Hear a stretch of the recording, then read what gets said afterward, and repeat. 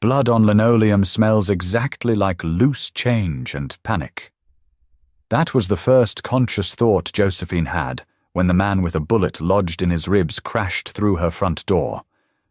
The squall outside was currently drowning out the city sirens, but the real disaster was bleeding all over her cheap entryway rug. He wasn't a prince in disguise, and she wasn't anyone's savior. He was a violent man from a violent world. She caught babies for a living. But tonight, she was going to have to catch him. The rain didn't fall. It threw itself against the single-pane glass of Josephine's apartment like a beggar demanding to be let in. It was a miserable, bruised purple kind of Tuesday night. The power had flickered out 20 minutes ago, leaving the apartment smelling of dust, extinguished pilot lights, and the cheap wax of the 2 emergency candles she had struck and jammed onto saucers. Josephine, Joe to the mothers she coached through 20-hour labors, Ms. Mercer to the clinic billing department, was exhausted. It was a marrow-deep fatigue. Her scrubs were stiff with dried, amniotic fluid at the hems. Her lower back throbbed with a dull, rhythmic ache that timed itself perfectly with her pulse. She was sitting on the edge of her sagging sofa, staring at a lukewarm cup of instant coffee, trying to summon the momentum to unlace her sneakers. Then came the noise. It wasn't a knock. A knock implies manners. It was a heavy, wet thud against the cheap particle board door, followed by a scraping sound, like a sack of wet sand sliding down the wood. Joe froze. The neighborhood was rough, the kind of place where you ignored screams if they didn't involve your own name, but trouble rarely came up to the 4th floor. Another thud, weaker this time. She stood up. Her joints popped in the quiet room. She didn't grab a weapon. A kitchen knife against whoever was out there was a joke. She moved to the door, pressing her bare palm against the cool, painted wood. "Who's there?" she asked. Her voice cracked. She cleared her throat and tried again, harsher. "I'm calling the cops." A wet, rattling exhale came through the gap under the door. "Do that," a voice rasped. It sounded like gravel grinding together. "And I'll bleed to death before they find the right building." Joe closed her eyes. The cynical, exhausted part of her brain, the part that had seen 3 teenage mothers that week alone, told her to walk away. Let the hallway deal with it. Let the janitor find him in the morning. But her hands were already unlocking the deadbolt. The chain slid back with a metallic clatter. She pulled the door open. He didn't step inside. He spilled in. Joe scrambled back as a mass of soaking wet wool, leather, and heavy bone collapsed onto her entryway floor. He landed hard on his side, his breath hitching in a sharp, involuntary hiss. "Hey!" Joe snapped, the shock overriding her fear. She dropped to her knees beside him. "Hey, look at me." He was massive. Not the gym-sculpted vanity kind of big, but dense, functional. His black wool coat was saturated with rainwater, and his dark hair was plastered to a pale, sharp-angled face. His eyes were squeezed shut. But it was the smell that hit her first. Ozone from the storm, the wet dog scent of soaked wool, and the sharp, unmistakable, metallic stench of fresh blood. He was clutching his left side. Blood, thick, dark, and arterial, was seeping between his white-knuckled fingers, pooling onto the linoleum, mixing with the muddy rainwater from his boots. He cracked an eye open. Dark brown, glassy with pain, but entirely lucid. He looked at her, tracking the movement of her hands. "You a nurse?" He grunted, his voice tight. "Midwife," Joe said, her hands moving instinctively. She grabbed the lapels of his heavy coat. "Let go of your side. I need to see." He barked out a laugh that ended in a wet cough. "A midwife. Perfect. Push, breathe, right? Let go of your side." Joe repeated, her voice dropping into the flat, authoritative tone she used when a delivery went wrong. It worked. His hand relaxed, falling away to reveal a ruined dress shirt beneath the coat. Joe pulled the fabric back. The fabric tore with a sickening wet sound. The entry wound was just below his floating rib. It was ugly, puckered, dark, and steadily weeping blood. "Did it go through?" she asked, her mind already calculating. Towels, boiling water, the lidocaine she had in her trauma kit. "Felt it hit the brick wall behind me." He rasped, his head falling back against her floorboards. "Yeah, it went through." "Don't move," Joe commanded. She stood up, her sneakers slipping slightly in the slick mixture of blood and water on the floor. She needed light. She needed supplies. As she turned toward the bathroom, a cold, heavy sensation gripped her ankle. She looked down. His hand, slick with his own blood, was wrapped around her leg. The grip was terrifyingly strong for a man who had lost half his blood volume. "No cops," he said. The glassy look in his eyes receded, replaced by something cold, sharp, and intensely violent. "No ambulances. You fix this or you let me rot right here, understand?" Joe looked down at him. She saw the bulge of a holster beneath his left arm. She saw the expensive cut of the ruined clothes. She knew exactly what kind of man bled out in fourth-floor apartments on Tuesday nights. "I don't care if you rot," Joe said, her voice completely deadpan. "But you're not doing it on my floor. Let go of my leg." He stared at her for a long second. Then slowly, his fingers uncurled. Dragging a man who weighed over 200 pounds into the kitchen was an exercise in ugly, ungraceful mechanics. Joe hooked her arms under his armpits, her forearms pressing into his soaked chest, and pulled. He tried to use his boots to push, but his legs kept failing. By the time she got him propped up against the cheap Formica cabinets under the kitchen window, they were both panting, and a thick red smear tracked across the floor like a gruesome snail trail. "Up," she grunted, hauling his torso. "Jesus," he hissed through gritted teeth, his head lolling against the cabinet door. "You got terrible bedside manner." "You're not in a bed," Joe replied, kicking a stool out of the way. She had brought out the 2 emergency candles and set them on the counter. In the flickering yellow light, the kitchen looked like a slaughterhouse. Joe dropped her trauma bag onto the linoleum. She had stolen the bag from the clinic over the course of 3 years.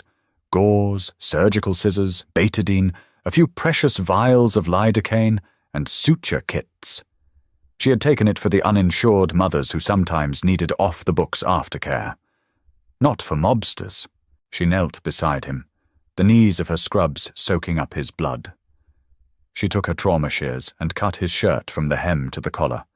It fell open, revealing a chest covered in fading bruises and a few old, silvery scars.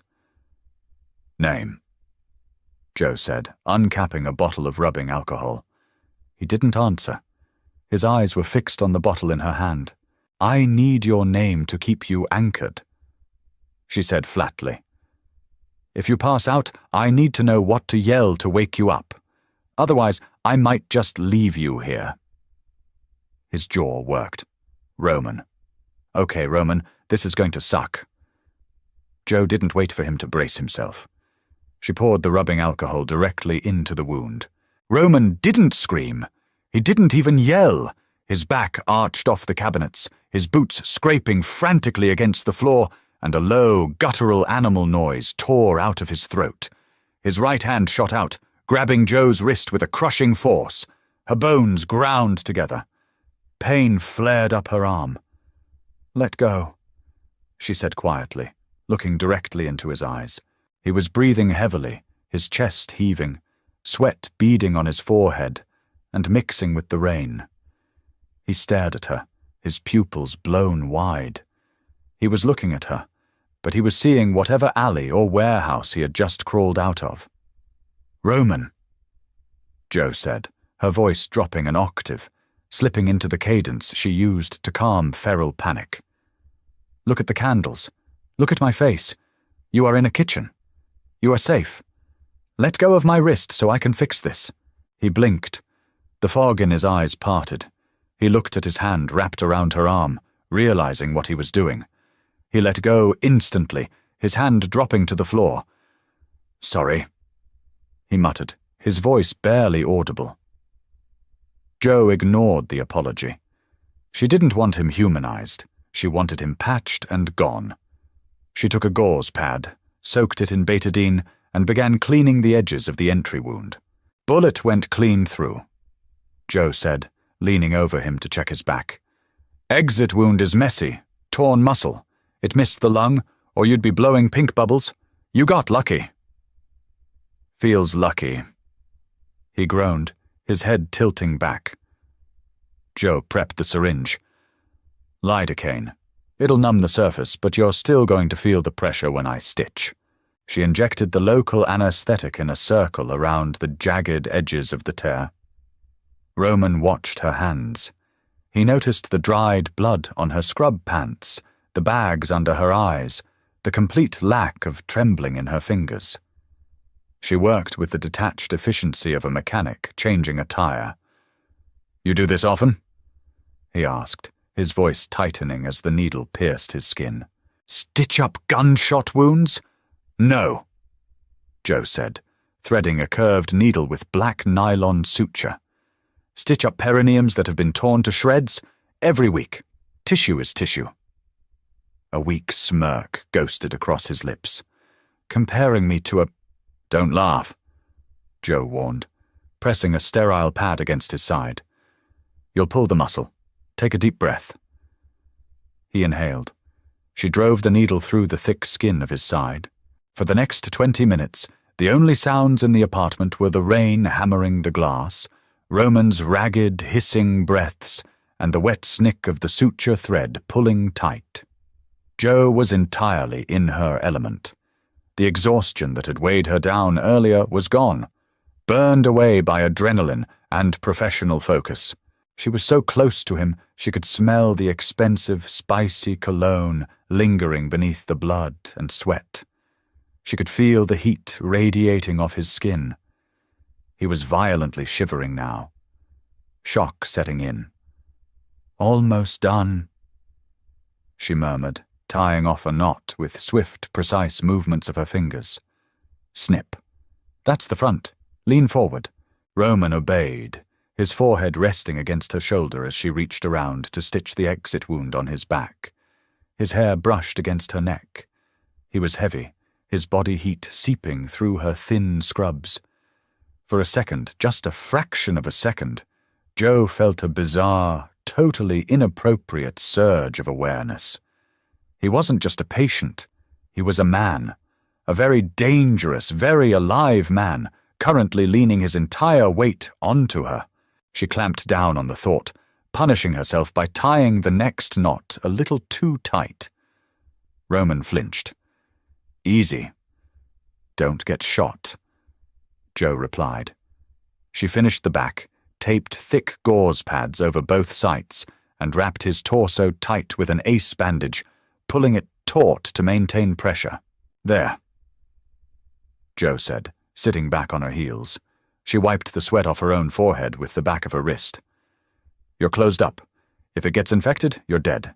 If you tear the stitches, you bleed out." Roman slowly lifted his head from her shoulder. He looked down at the neat, tight bandaging. Then he looked at Jo. The candlelight cast harsh shadows across her face, highlighting the sharp line of her jaw and the deep fatigue in her eyes. "Thank you," he said. It wasn't a throwaway courtesy. It carried weight. Jo stood up, picking up her blood-soaked shears and the empty lidocaine vial. "Don't thank me. Just figure out how you're going to get off my floor before my landlord comes for the rent on Friday." The storm blew itself out somewhere around 4 a.m., leaving behind a sky the color of dirty dishwater and a profound, ringing silence. Jo hadn't slept. She had dragged Roman from the kitchen to her pull-out sofa, a process that involved a lot of swearing on her part and a few stifled groans on his. Once he was horizontal, he had passed out almost immediately, his body shutting down to hoard its remaining resources. Jo spent the rest of the night scrubbing. She was on her hands and knees with a bucket of cold water, a splash of bleach, and an old toothbrush, working the blood out of the baseboards. The metallic smell was gone, replaced by the sharp, chemical burn of chlorine. Her hands were raw, and the ache in her back had evolved into a sharp, stabbing pain. She stood up, cracking her neck, and looked over at the sofa. Roman was asleep. Without the heavy coat and the blood, he looked different. Younger, maybe. He was undeniably striking in a rough, unpolished way. A strong, straight nose, a sharp jaw peppered with dark stubble, and thick lashes resting against pale cheeks. But even in sleep, there was a tension to him. His hands weren't relaxed, they were curled into loose fists by his sides. Jo walked into the tiny galley kitchen and turned on the tap. The power had come back on an hour ago. She filled the kettle and set it on the stove, listening to the rising hiss of the water. She leaned against the counter, holding a mug, staring at the wall. The adrenaline was entirely gone now, leaving behind a cold, creeping paranoia. Who was he running from?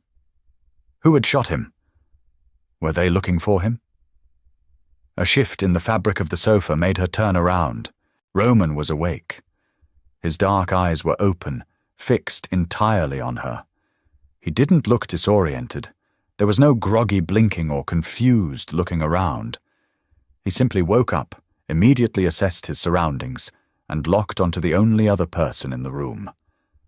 Jo didn't flinch. She took a sip of her coffee. "You're alive."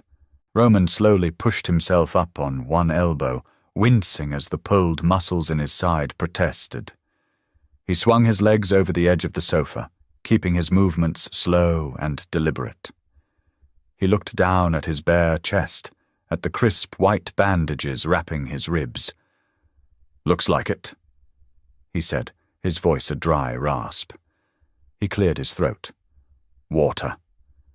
Jo walked over, handed him a glass of water from the sink, and stepped back immediately, keeping her distance. Roman took the glass, his fingers brushing hers. His skin was warm. The fever hadn't set in. He drank the water in 3 long gulps and set the glass on her cheap coffee table. He looked around the apartment. He took in the peeling wallpaper, the stack of medical textbooks on the floor, the ancient, humming refrigerator, and finally, Jo herself. She was wearing a different set of scrubs, her hair pulled back into a messy knot, a defensive scowl etched into her features. "I made a mess of your place," Roman said. "I cleaned it." Jo replied coldly. "Most of it. The rug is ruined." Roman reached into the pocket of his discarded trousers, which were draped over a dining chair. He pulled out a thick, silver money clip, holding a stack of $100 bills that looked thicker than Jo's entire monthly salary. He tossed it onto the coffee table. It landed with a heavy thud. "For the rug, and the medical supplies." Jo stared at the money. It was insulting. It was a lifeline. It was dirty. "I don't want your money," Jo said, her voice shaking slightly. She hated that it shook. "I want you to leave. The rain stopped. You can walk. Get out." Roman didn't move. He rested his elbows on his knees, leaning forward, ignoring the pull on his stitches. He looked at her, really looked at her, parsing the contradictions. She lived in a dump, but she refused thousands of dollars.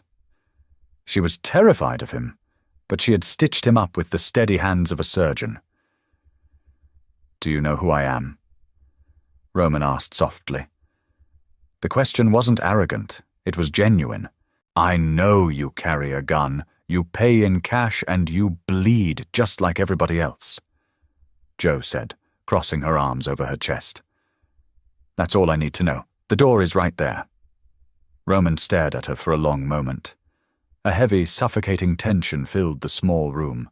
It wasn't the tension of violence. It was something else. A strange, quiet recognition. Slowly, Roman stood up.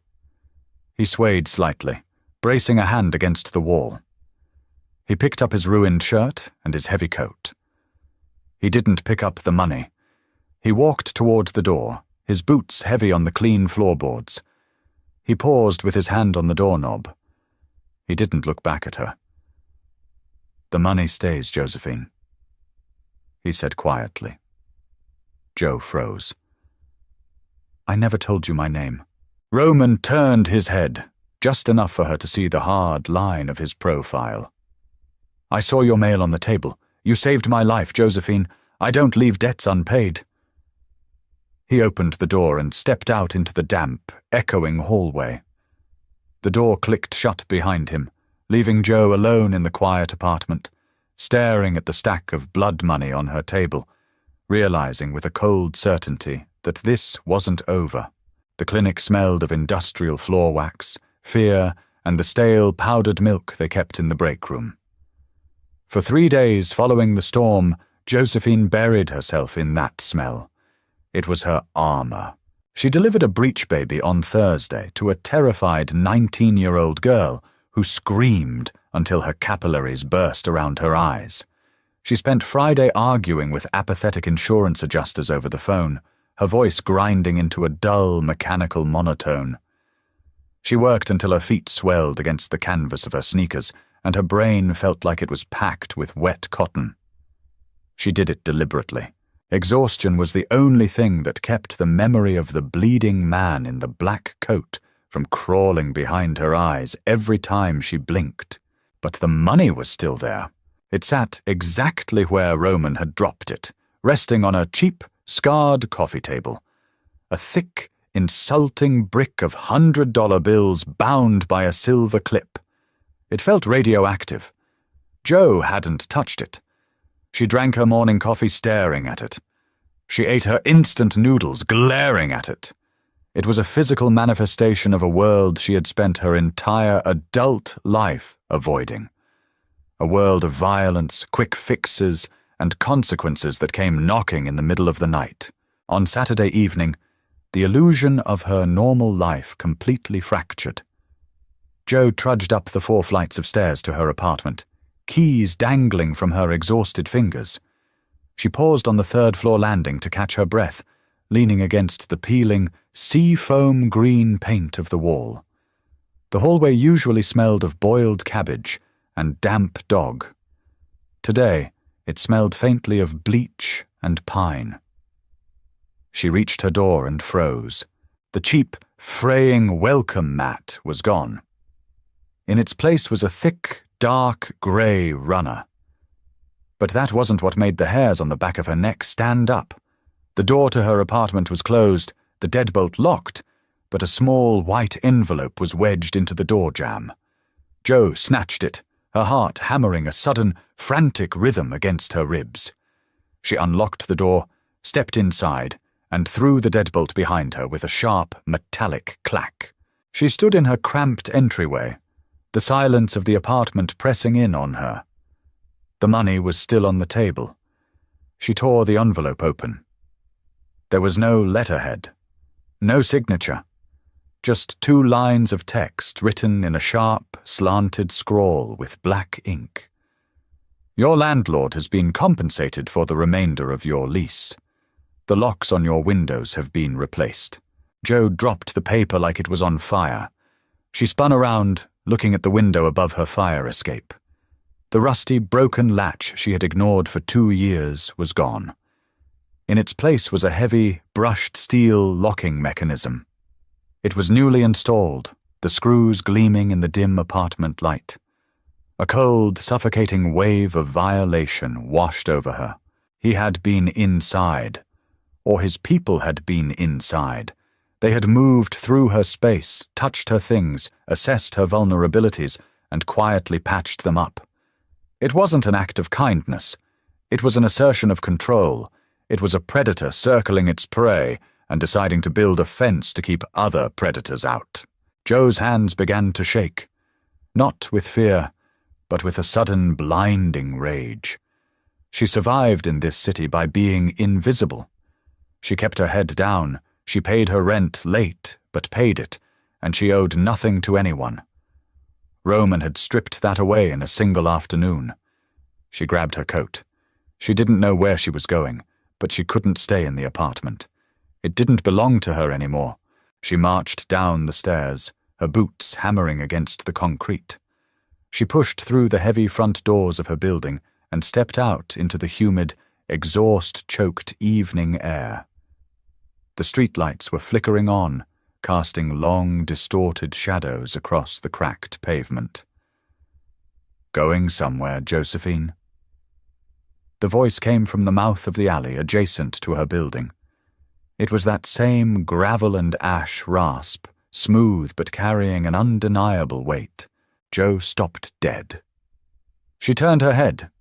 Roman was leaning against the brick wall, half hidden in the gloom. He was wearing a dark suit today, tailored perfectly to accommodate the heavy bandage she knew was strapped to his ribs. A lit cigarette dangled between his fingers, the cherry glowing fiercely in the twilight. The scent of rich, expensive tobacco cut through the city smog. "You broke into my home?" Joe said. Her voice was surprisingly steady, cold and hard as river stones. Roman pushed off the wall, stepping out of the shadows. He moved slower than before, a subtle stiffness in his torso betraying the wound, but he still carried himself with an apex predator's grace. "I secured your home," he corrected, stopping a few feet from her. His dark eyes flicked over her face, taking in the anger, the tension in her jaw. That fire escape latch was a joke. Anyone could have jimmied it with a butter knife. "It's none of your business," Joe snapped, taking a step toward him. The rage was overriding her common sense. "You don't get to touch my things. You don't get to pay my rent. I don't want your protection, Roman. You have it anyway," he said flatly. He took a drag of his cigarette, the smoke curling around his sharp jaw. "You saved my life. In my world, that puts a target on your back. If the people who put that bullet in me find out a civilian patched me up, they won't hesitate to use you to get to me." "Then stay away from me!" Joe shouted, the sound echoing down the empty street. "If you stay away, they won't know." Roman looked at her, his expression unreadable. He dropped the cigarette to the wet pavement and crushed it beneath the heel of his leather shoe. He stepped closer, invading her personal space. The scent of tobacco, rain, and that dark, spicy cologne wrapped around her. Joe held her ground, refusing to step back, though her pulse was frantic in her throat. "It's too late for that," Roman murmured, his voice dropping to a dangerous, intimate register. He looked down at her, his eyes tracking the nervous flutter of her pulse at the base of her neck. "I already know you're there, Josephine. You're not invisible anymore." He didn't touch her. He didn't have to. The air between them was so thick with tension it felt combustible. Joe stared up into his dark, assessing eyes, and realized with a sickening drop in her stomach that he wasn't just talking about his enemies. He was talking about himself. "Take the money back," she whispered fiercely. "No."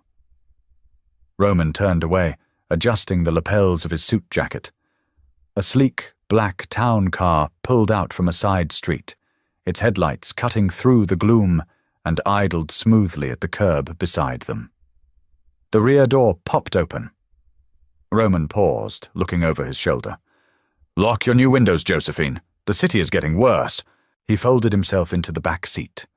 The door slammed shut with a heavy, expensive thud, and the car glided away into the traffic, leaving Joe standing alone on the sidewalk, breathing hard, entirely consumed by a terrifying mixture of anger and a dark, electric curiosity. The summons came 4 days later, exactly at midnight. Joe was standing at her kitchen sink, aggressively scrubbing a scorched frying pan, when a sharp, authoritative knock rattled her door. It wasn't the desperate, bloody thud from last week. It was 3 sharp, rhythmic raps. Professional, patient. She turned off the tap. The water dripping from the faucet sounded deafening. She walked to the door, looked through the peephole, and saw a man in a dark overcoat standing in the hallway. He looked like an accountant who had decided to take up competitive weightlifting. Jo didn't open the door. She spoke through the wood. "Go away." "Ms. Mercer," the man said. His tone was polite, bored even. "Mr. Costa requested your presence. It's a medical emergency." Jo closed her eyes, resting her forehead against the door. "Take him to a hospital." "We can't do that, Ma'am. He was very specific. He needs you." The memory of Roman's dark, bleeding torso flashed in her mind. Her hands tightened into fists. "I am not his personal physician. I'm a midwife. Tell him to find a back-alley surgeon." "Ma'am," the man said, a slight edge of urgency finally creeping into his voice. "It's not for him. It's for a girl. She's bleeding heavily. She's pregnant." Jo's eyes snapped open. The cynicism that usually shielded her vanished instantly, replaced by the hard, cold calculation of her profession. A pregnant woman, bleeding, outside a hospital setting. The math on that was universally deadly. She threw the deadbolt and ripped the door open. The man stepped back in surprise. Jo had her trauma bag slung over her shoulder before he could even process her movement. "Drive," she ordered. The ride was a blur of neon streetlights and silence. The man didn't speak, and Jo didn't ask questions. She mentally catalogued her supplies. Pitocin, tranexamic acid, clamps, gauze. If it was an abruption, there was nothing she could do without an operating room. If it was a hemorrhage, she had exactly minutes to stop it.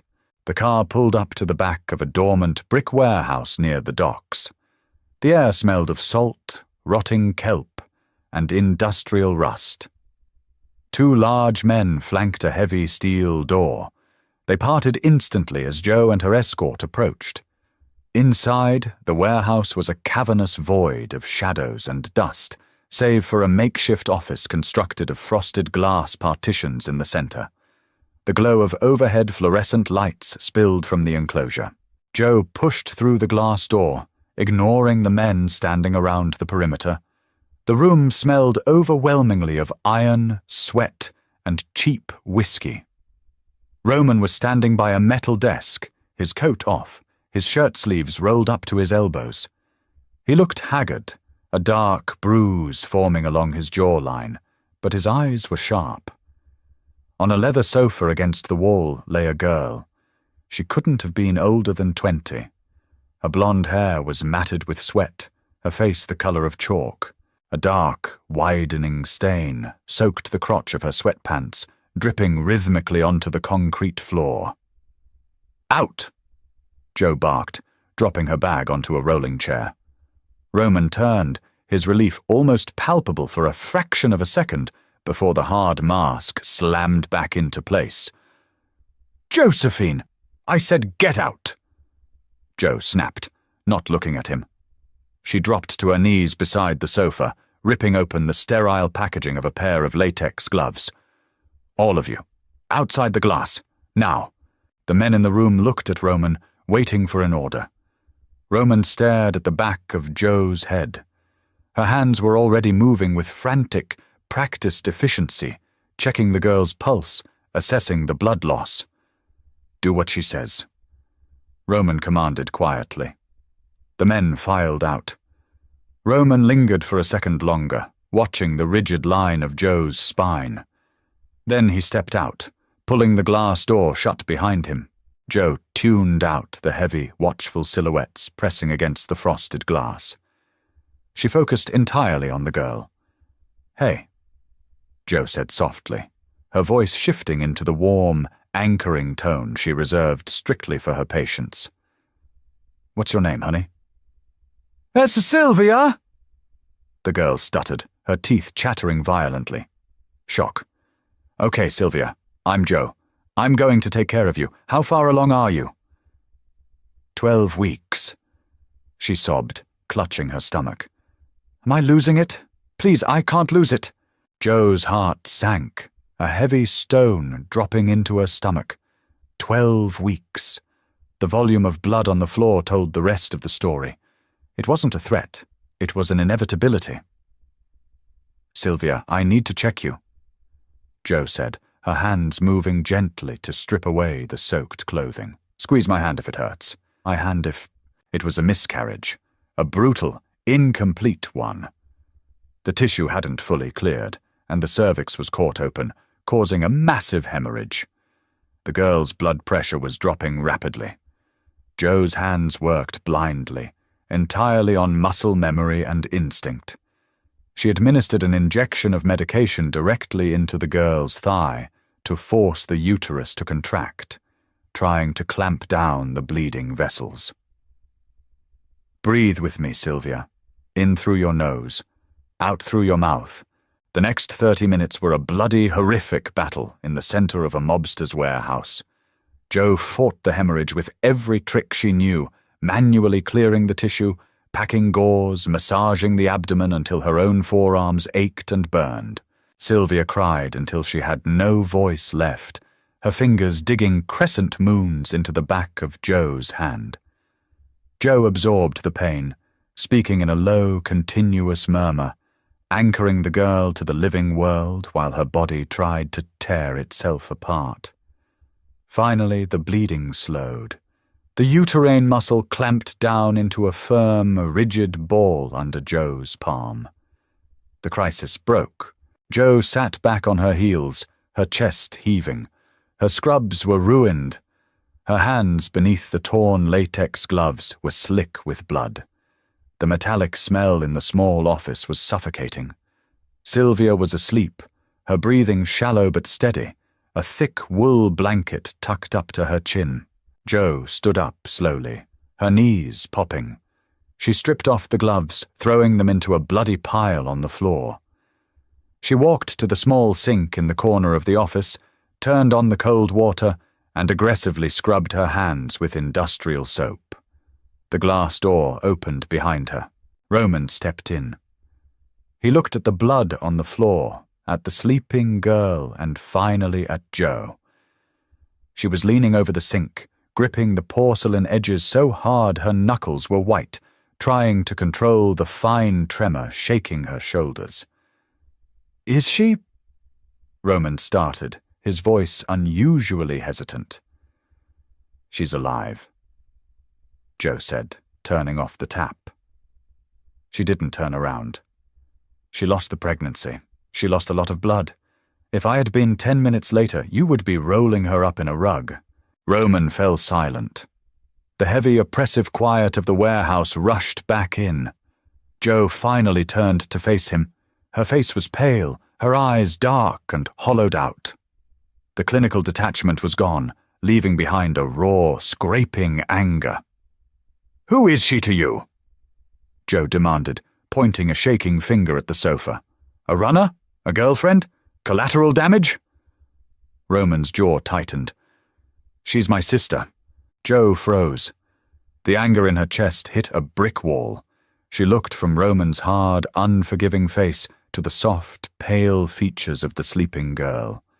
There was a resemblance, a sharp curve of the cheekbone, the stubborn line of the brow. "She got pregnant by a man who works for a rival family," Roman said, his voice flat, devoid of emotion, though the muscle jumping in his cheek betrayed him.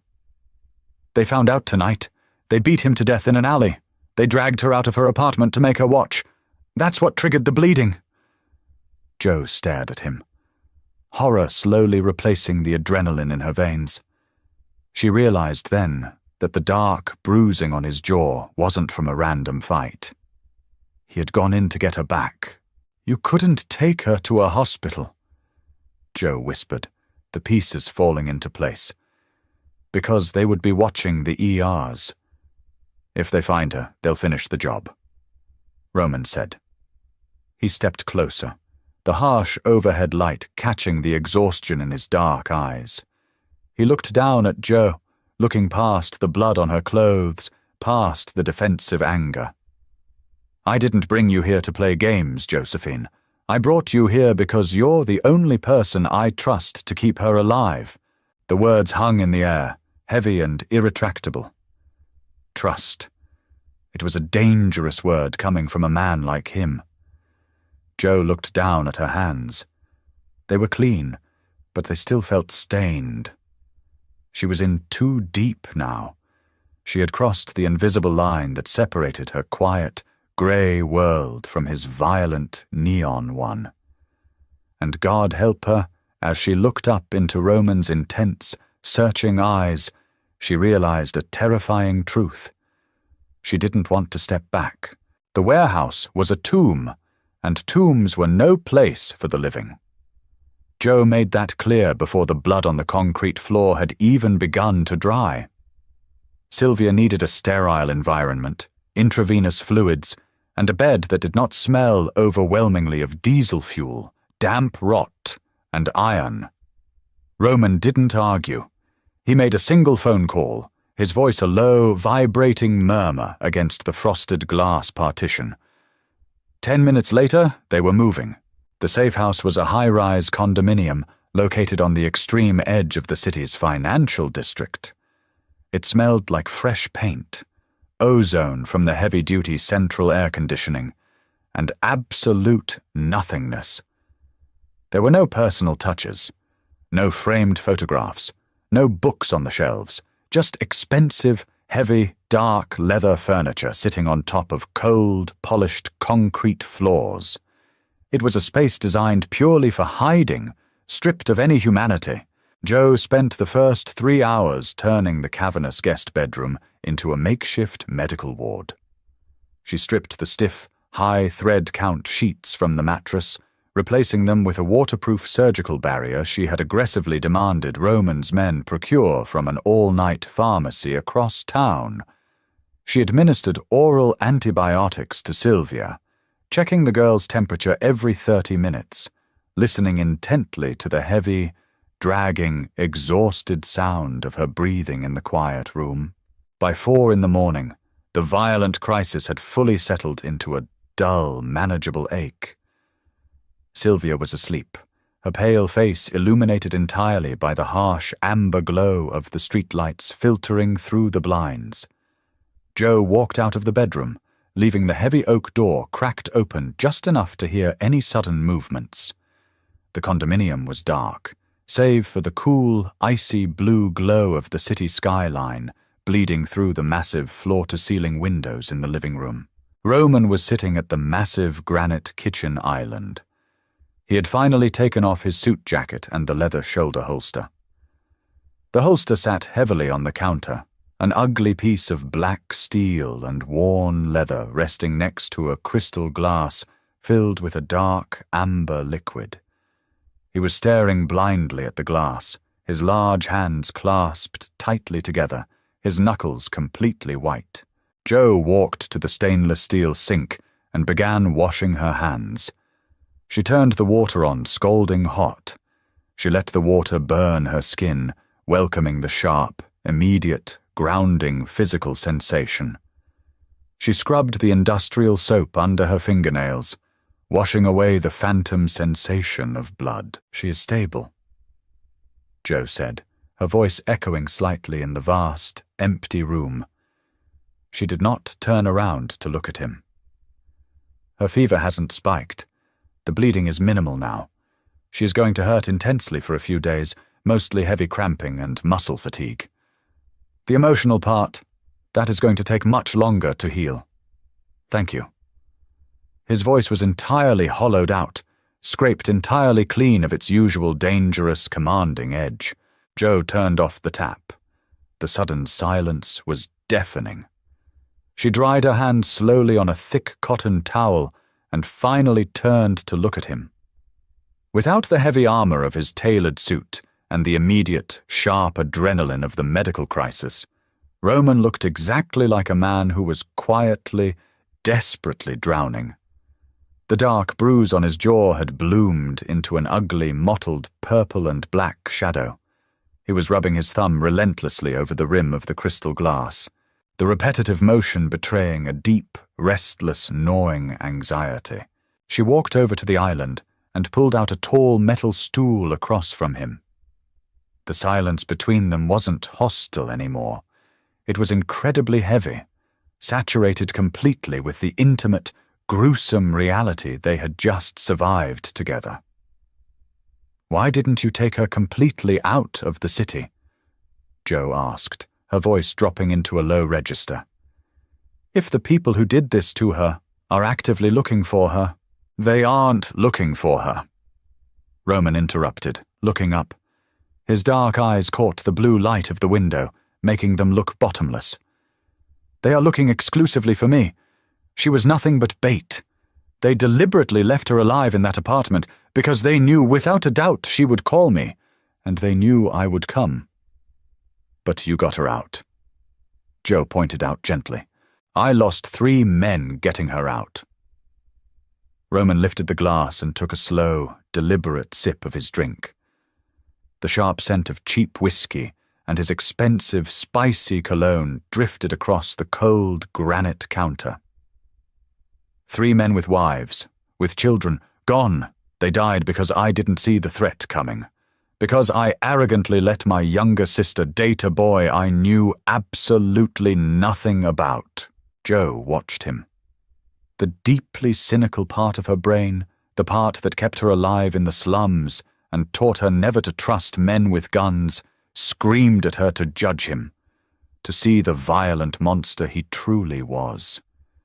He was calculating the horrific loss of human life like a bad hand at a poker table. But the emotional part of her, the part that caught tiny babies and held the trembling hands of terrified, dying mothers, saw something entirely different. She saw the crushing, suffocating weight of a man who carried his entire dark world on his shoulders, knowing intimately that every single misstep cost human blood. "You cannot control everything, Roman," she said softly, leaning her arms on the counter. He let out a harsh, abrasive laugh that held absolutely no humor, only sharp gravel. "In my specific line of business, Josephine, if you do not control absolutely everything, you end up on a steel slab. Or worse, the people you love end up on a slab." He leaned forward, bracing his heavy forearms on the counter. The sudden physical proximity was jarring. Jo could clearly see the extremely fine lines of exhaustion carved around his eyes, the dark, rough stubble shadowing the sharp angles of his face. She could hear the subtle, rhythmic, strained intake of his breath against his injured ribs. "I bring absolute ruin to everything I touch," he murmured, his heavy gaze dropping deliberately to her bare hands, which were resting quietly on the cold stone. His fingers twitched, resting just a millimeter away from hers. "You should have walked away from me that rainy night in your apartment. You should have locked the door and let me bleed out on the hallway floor." "I do not let people die on my floor," Jo replied steadily, though her pulse was violently kicking up a frantic, heavy rhythm in her throat. She stubbornly didn't pull her hand back. She stared directly into his dark, exhausted eyes, feeling a terrifying, magnetic, inevitable pull. "And you didn't die." Roman slowly, very carefully, lifted his right hand. He didn't touch her skin. Instead, he slowly traced the exact outline of her knuckles with his index finger, hovering just a tiny fraction of an inch above her skin. The ghost of contact was purely electric. It sent a sharp, involuntary shiver straight down the center of her spine. "No," he whispered, his voice incredibly dark and gravelly. "I didn't, and now you are standing right in the middle of the crossfire." He suddenly dropped his hand. The sudden absence of his radiating warmth left a cold, biting patch of air between them. "Get some sleep, Jo," he instructed quietly, turning his gaze back to his glass. tomorrow is going to be infinitely worse. Tomorrow was significantly worse, and the long, grueling day after that was a masterclass in pure, unadulterated claustrophobic paranoia. For a continuous 72 hours, the sterile safe house became a literal pressure cooker. The central air conditioning hummed a dull, monotonous tune that felt exactly like a dental drill pressing directly against Joe's temples. Roman's heavily armed men stood guard right outside the steel-reinforced front door, their heavy combat boots occasionally scraping loudly against the hallway tile. The heavy, lingering scent of stale takeout boxes, bitter black coffee, and sharp, sterile medical wipes entirely permeated the expensive, soulless apartment. Sylvia was physically mending, albeit slowly. The severe bleeding had stopped entirely by early Sunday morning, leaving behind a profound, hollow, physical exhaustion that kept her bedridden. She barely spoke a single word. She simply lay curled tightly on her side in the center of the guest bed, staring blankly at the beige wall, caught entirely in the silent, suffocating grip of deep grief. Joe did exactly what she could. She gently forced the traumatized girl to drink warm chicken broth, meticulously changed the bedpans, and sat quietly beside her for hours, offering the silent, steady, anchoring presence she had thoroughly honed over years of grueling clinic work. But the real, tangible danger wasn't inside the quiet bedroom. It was in the living room. Roman relentlessly paced. He was a caged, highly dangerous animal, violently stripped of his sprawling territory and his rigid control. The phones rang constantly. He answered the cheap plastic burner cells in clipped, intensely violent whispers before forcefully snapping them shut and angrily tossing them onto the granite counter, the plastic cracking against the stone. Joe desperately tried to stay completely out of his way, but the large condominium suddenly wasn't big enough. Every single time she walked into the open kitchen for a glass of tap water, he was standing right there. Every time she sat heavily on the leather sofa to rest her aching lower back, she could vividly feel his dark, assessing eyes tracking her every movement. The building tension between them was no longer just an atmosphere. It was a physical entity. It was thick, jagged, and entirely suffocating. It wasn't just raw fear. It was an acute, undeniable, heavy physical awareness that was actively grinding her frayed nerves to pure dust. On Tuesday evening, the immense pressure finally fractured. Joe was standing in the kitchen, aggressively, repeatedly slicing a yellow lemon for Sylvia's hot tea. The sharp blade of the knife hit the wooden cutting board with sharp, violent, rhythmic thuds. She was utterly exhausted.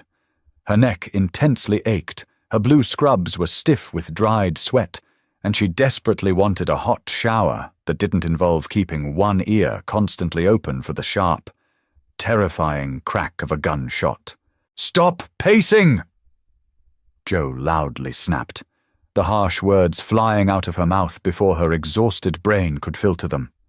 Roman halted mid-stride, directly behind her. The incredibly heavy silence that immediately followed was totally deafening. Joe completely froze, the sharp knife suspended rigidly right above the wooden cutting board. She slowly, carefully turned around. He was standing exactly 2 feet away. He had discarded his dress shirt hours ago, completely unable to stand the rough friction of the fabric against his healing, stitched wounds. His broad chest was heavily wrapped in stark white medical gauze, a bright contrast to the dark ink and pale, old scars marking his skin. He looked incredibly dangerous. The hollow, beaten exhaustion in his face had been completely replaced by a sharp, lethal predatory focus. "What did you just say?" he asked. His voice was an incredibly soft, deeply deadly murmur. Joe swallowed hard, but the incredibly stubborn, deeply cynical defiance that kept her alive on the city streets violently flared up. She forcefully set the knife down on the counter. "I said stop pacing. You are wearing a literal hole in the floorboards, and you are driving me completely crazy. If you desperately want to go out there and violently kill them, go! But stop trapping us in this endless waiting room." Roman stared intensely at her, a small muscle rapidly feathering in his clenched jaw. Then he deliberately closed the short distance between them in a single, fluid, terrifyingly fast step. Jo loudly gasped as her lower back hit the sharp edge of the granite counter. Roman didn't physically grab her, but he firmly planted his large hands on the counter on either side of her hips, completely trapping her. His intense body heat was a sudden, heavy physical wall pressing heavily against her front. He strongly smelled of dark sweat, sharp adrenaline, and that rich, spicy, expensive cologne. "You honestly think I want to be locked inside this cage?" He rasped, leaning down until his hard face was mere inches from hers. His dark eyes were intensely burning. "I am staying inside this room because the exact second I leave this building, the people hunting me will realize I am unprotected, and then they will easily find this apartment, and they will find you. I didn't actively ask for your protection," Jo fiercely whispered. Her breath hitched. She was totally trapped, but she wasn't scared. That was the truly terrifying part. She vividly felt a hot, reckless, heavy surge of adrenaline pooling deep in her stomach. "I know." Roman heavily breathed. His dark gaze deliberately dropped to her mouth, lingering there for a long, heavy, agonizing second before dragging slowly back up to her wide eyes. "You never ask for anything, do you, Josephine? You just quietly take the bleeding, deeply broken things and stubbornly stitch them back together." "I am a midwife. I deliver life. I do not fix broken monsters." "I am a monster," he quietly agreed. The sudden admission was deeply raw, scraped violently from the very bottom of his soul. He leaned slightly closer. The rough friction of his gauze-wrapped chest gently brushed against her thin scrubs. Jo's breath violently caught in her dry throat. Her hands, entirely of their own accord, came up to slowly rest flat against his hot stomach, just below his white bandages. His hard abdominal muscles instantly locked incredibly tight under her palms. The stark contrast of his extremely hot skin and the freezing cold granite pressing behind her back was absolutely maddening. "Tell me to step back," Roman firmly commanded, his deep voice heavily shaking with the immense physical effort of holding himself in rigid check. He was staring intensely at her lips, his own parting slightly. "Tell me right now that you want to go back to your quiet, lonely, grey life, Josephine. Tell me, and I will physically back away this exact second. I will walk out that front door and leave you entirely alone." Jo slowly looked up at him. She vividly saw the extreme violence in his past and the inevitable destruction in his dark future. She vividly remembered the thick blood on her floor and the dirty money sitting on her table. She saw absolutely every logical, sensible reason to forcefully push him away, but she also intimately felt the desperate, rapid, hammering rhythm of his heart directly beneath her hands. She felt the raw, completely undeniable heavy tether that had instantly snapped tightly into place the stormy night he bled onto her rug. The quiet, extremely safe life she had fought so incredibly hard to build suddenly felt exactly like a suffocating tomb. Jo tightly gripped his hips, her short fingernails aggressively digging into his bare skin, and forcefully pulled him down. It was absolutely not a soft, gentle kiss. It was a violent collision. Roman let out a rough, deep, guttural groan, his hands immediately sliding off the cold counter to tightly grip her waist, forcefully hoisting her up onto the freezing granite. He kissed her exactly like a man who was starving, like a deeply desperate man who knew intimately that the world was violently ending right outside the door, and this was his absolute last meal. His mouth was hard, incredibly demanding, tasting heavily of cheap whiskey, extreme exhaustion, and pure ruin. Joe forcefully kissed him back with entirely equal ferocity. Her hands instantly tangled tightly in his thick, dark hair, actively pulling him even closer, desperately anchoring him to her body. She opened her mouth completely to his, aggressively matching his desperate, heavily bruising rhythm. The harsh, wet sound of their desperate breathing completely filled the quiet, sterile kitchen, sounding exceptionally harsh and ragged. He gently bit her swollen lower lip, not quite enough to draw blood, but more than enough to make her loudly gasp. The soft sound swallowed instantly and completely by his hard mouth. He was actively, systematically destroying the rigid boundaries of her quiet world, brick by heavy brick, and exactly as his rough, calloused hands slid slowly up her rigid spine, leaving a heavy trail of absolute fire in their wake, Joe tightly closed her eyes and willingly let the entire wall fall. The kiss ended as violently as it began. Roman broke away, his chest heaving, his dark eyes wide and unfocused for a fraction of a second. He stumbled backward, his heavy boots scraping loudly against the polished concrete. The sudden absence of his body heat left Joe shivering on the cold granite counter. She touched her swollen mouth. It tasted intensely of copper and whiskey. "I shouldn't have done that," Roman rasped, wiping the back of his hand across his jaw. The raw vulnerability was gone, instantly replaced by a thick, impenetrable armor. "Pack your bag. I am getting you out of here." Joe slipped off the counter. Her legs felt like hollow reeds, but the cynical, pragmatic core of her brain was already rapidly taking over. "You can't move, Sylvia. She is too weak. If she bleeds again in a moving car, she will die." "If she stays here, she dies anyway," Roman countered, picking up his shoulder holster from the island. He checked the magazine of his heavy black pistol with sharp, mechanical clicks. "My men haven't checked in for 20 minutes. The perimeter is compromised." Before Joe could process the absolute finality of his words, the heavy oak door of the safe house violently splintered. It wasn't a subtle break-in. The deafening, concussive roar of a shotgun blast completely shattered the deadbolt. Wood shrapnel exploded into the quiet entryway. Roman moved with terrifying, instantaneous speed. He grabbed Joe by the shoulder of her scrubs and physically hurled her behind the massive granite kitchen island. She hit the floor hard, her knees bruising painfully against the cold concrete. "Stay completely down," he roared over the sudden chaotic din.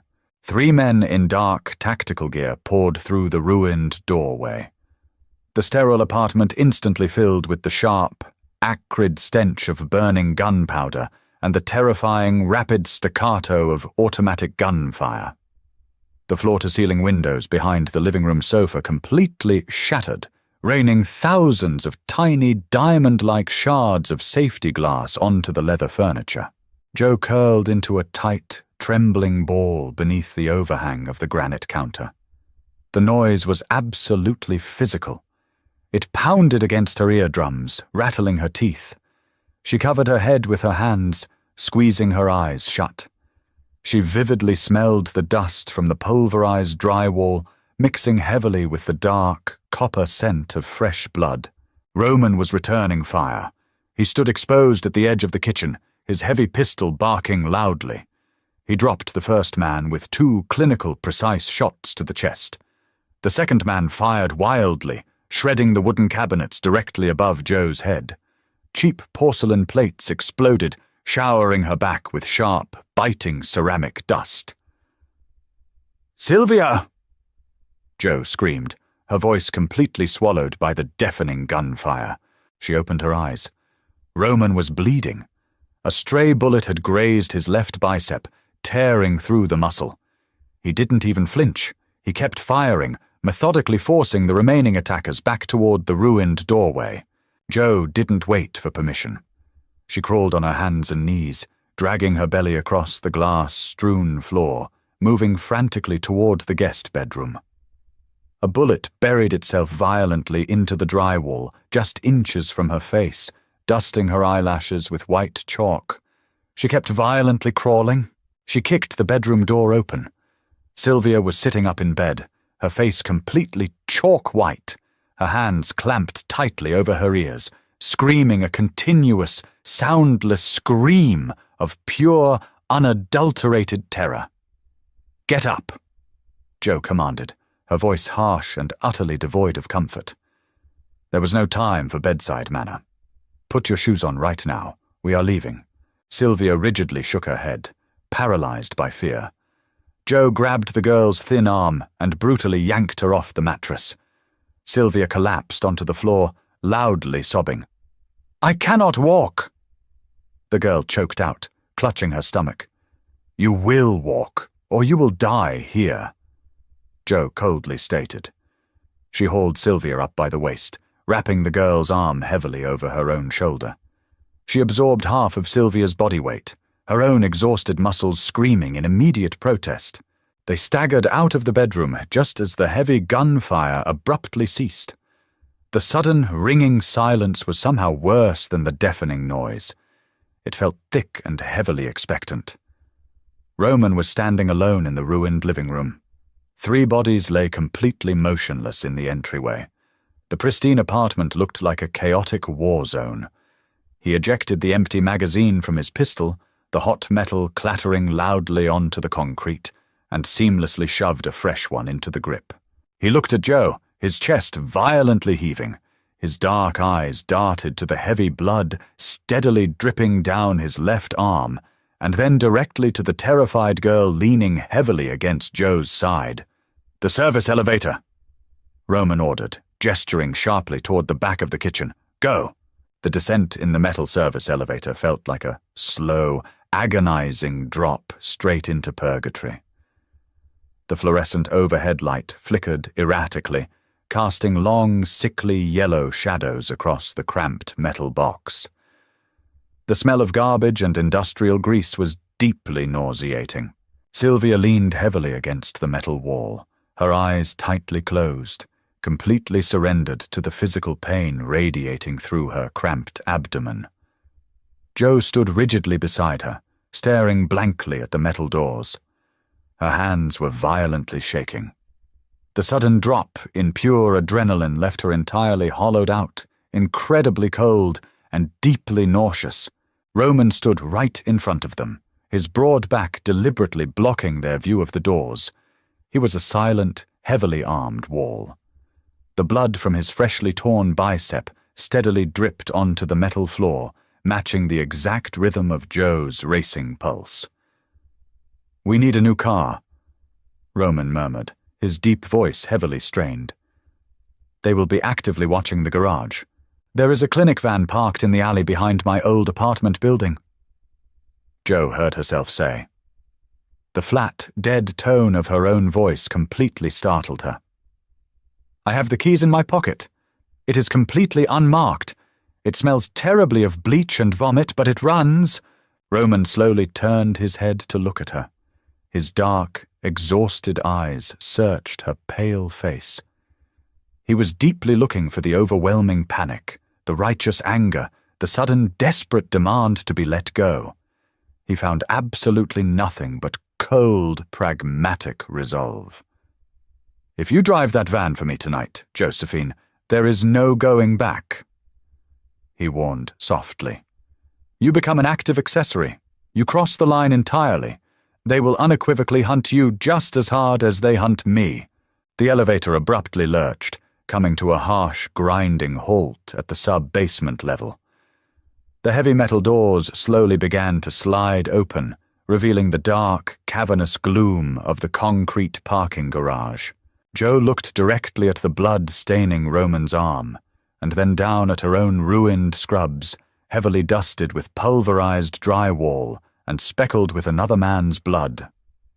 The quiet, grey, incredibly safe life she had violently clung to was officially dead. It died the exact minute she opened her apartment door to a bleeding stranger on a stormy night. She could furiously deny it, she could run desperately away from it, but the permanent stain was already deeply set in her fabric. She didn't want the quiet life anymore. She wanted the terrifying, electric, heavy truth that stood bleeding right in front of her. Jo reached directly into her deep scrub pocket, her cold fingers firmly wrapping around the heavy metal key ring. She pulled it out. The keys loudly jingled in the damp, quiet garage air. "The van is parked 3 blocks east," Jo stated firmly, stepping deliberately past Roman and out into the dark garage. She didn't look back. "Keep up, Roman. I am not waiting for you." A sharp, ragged sound escaped Roman's throat. It was half a heavy sigh, half a dark, dangerous chuckle. He adjusted his heavy grip on his pistol, slipping smoothly into the deep shadows right behind her. The heavy rain had started again outside, forcefully hammering against the concrete ramp of the garage. It smelled exactly like wet asphalt, cold ozone, and the violent, inevitable promise of a terribly long night. Jo stepped out into the absolute downpour, the freezing water instantly soaking her hair. She firmly held Sylvia's arm, guiding the deeply traumatized girl through the dark, winding alleyways of the sleeping city. Roman walked a few paces behind them, his dark silhouette blending completely into the violent storm. He was a deeply violent man from a deeply violent world, and she was the cynical midwife who had stubbornly decided to catch him. As they finally approached the rusted, dented white van idling silently in the dark alley, Jo pressed the unlock button. She opened the driver's side door, climbing heavily into the cold, ripped vinyl seat. Roman slid silently into the passenger side, his large frame completely dwarfing the small cabin. He looked over at her, the harsh orange glow of the street lamp fully illuminating the fresh blood, the deep bruises, and the dark, absolute possession fiercely burning in his exhausted eyes. Jo put the keys into the ignition. She aggressively turned the cylinder. The engine loudly roared to life, drowning out the heavy rain. She violently threw it into gear and drove completely into the dark. Did you feel the electric pulse of the final escape? Jo finally embraced the dark chaos of Roman's violent world, leaving her quiet life completely behind in the rubble.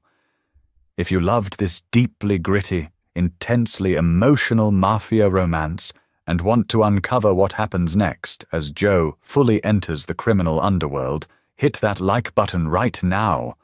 Share this raw story with friends who crave real, grounded tension.